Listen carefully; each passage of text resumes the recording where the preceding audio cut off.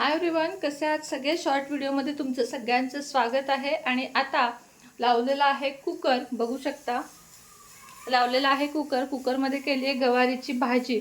निवडून ठेवलेल्या भाज्या असल्या की करायला वेळ लागत नाही, हे तितकंच खरं आहे।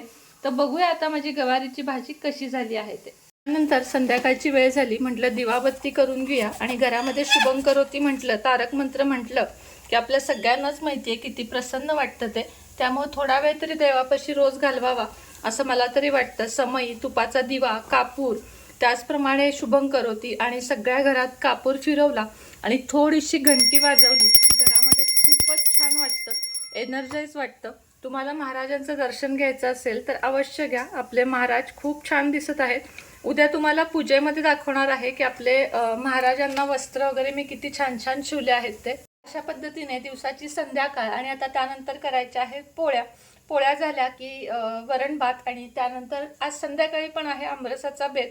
तर आपण भेटूया उद्याच्या नवीन व्हिडिओ सोबत। आज अगदी छोटासा ब्लॉग शेअर केला त्याबद्दल माफी असावी आणि व्हिडिओ बघितल्याबद्दल धन्यवाद। श्री स्वामी समर्थ।